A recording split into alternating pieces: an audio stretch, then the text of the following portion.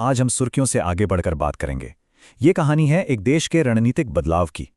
भारत का जो ये टेक्नोलॉजिकल राइज है, वो सिर्फ नंबर्स का खेल नहीं है। ये इनोवेशन, एम्बिशन और ग्लोबल पावर बनने की एक सोची समझी स्ट्रैटेजी है। तो चलिए इसे गहराई से समझते हैं। आज की तारीख में भारत दुनिया का तीसरा सबसे बड़ा स्टार्टअप इकोसिस्टम है। देखिए, ये सिर्फ एक रैंकिंग नहीं है, इसके पीछे है आर्थिक ताकत, दुनिया भर से आता पैसा, लाखों नौकरियां, और ये सब मिलकर देश की जियोपॉलिटिकल स्टैंडिंग को और मजबूत करता है।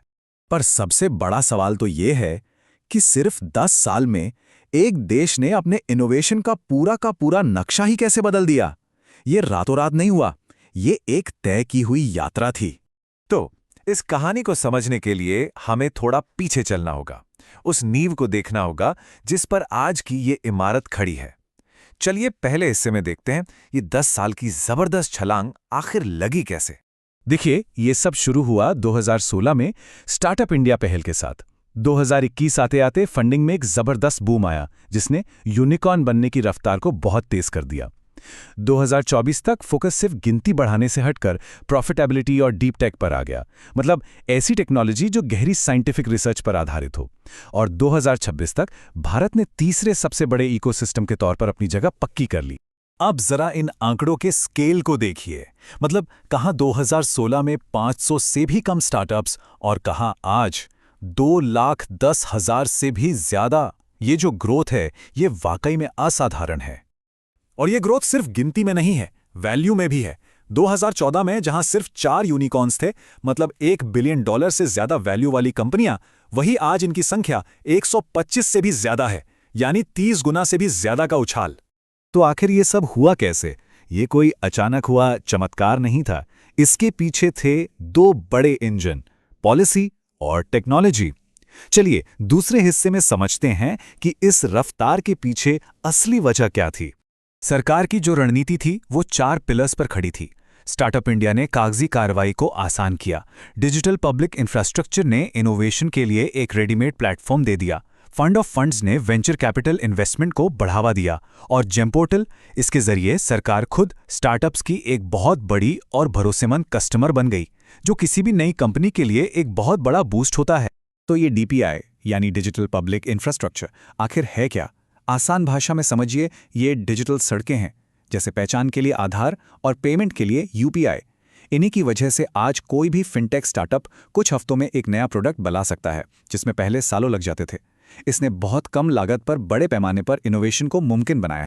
और अब भारत के भविष्य को रफ्तार देने के लिए 2 नए बहुत पावरफुल इंजन सामने आ रहे हैं। पहला है आर्टिफिशियल इंटेलिजेंस, जो देश की प्रोडक्टिविटी और इंटेलिजेंस का इंजन है, और दूसरा है ग्रीन हाइड्रोजन, जो एनर्जी सिक्योरिटी और सस्टेनेबिलिटी का इंजन बनेगा। तो पहले बात करते हैं एआई इंजन की।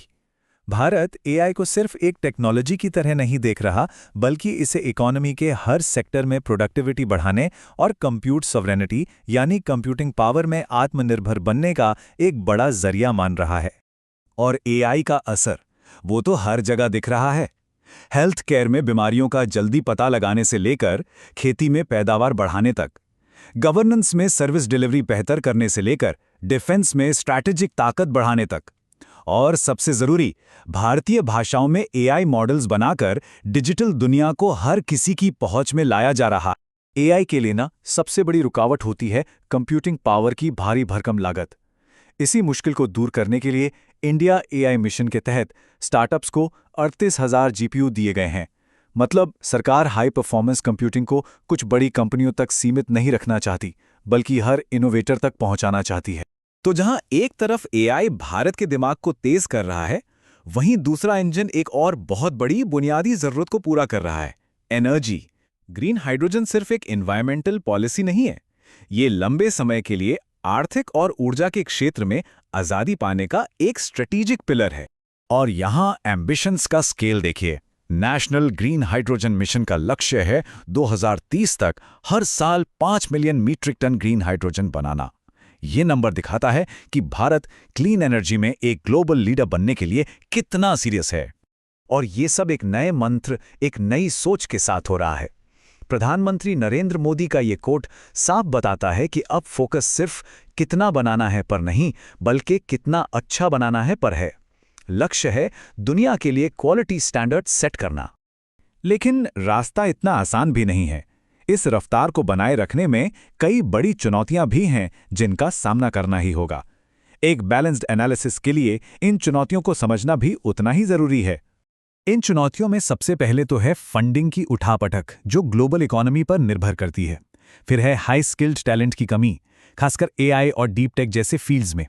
इसके अलावा इंफ्रास्ट्रक्चर की दिक्कतें, कहीं कहीं जटिल कानूनी रास्ते, और हाँ, जैसे जैसे हम डिजिटल हो रहे हैं, साइबर सिक्योरिटी और डेटा प्राइवेसी के बढ़ते खतरे भी हैं। इनसे निपटना ही अगली बड़ी कामयाबी तय करेगा। तो अब चलते हैं तीसरे और आखिरी हिस्से की तरफ कि आखिर इन सब का निचोड़ क्या है, भविष्य के लिए भारत का विजन क्या है। ये विजन है एक ग्लोबल टेक सुपर पावर बनने का।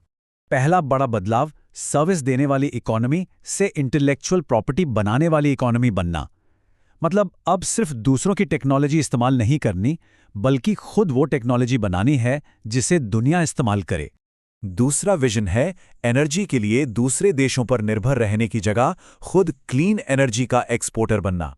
ग्रीन हाइड्रोजन के दम पर ऊर्जा में आत्मनिर्भर होना और दुनिया के लिए एक जरूरी सप्लायर बनना।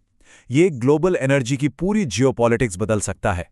और सबसे बड़ा, सबसे आखिरी लक्ष्य है टेक्नोलॉजी को सिर्फ अपनाने वाला देश नहीं, बल्कि टेक्नोलॉजी के नियम और स्टैंडर्ड बनाने वाला देश बनना।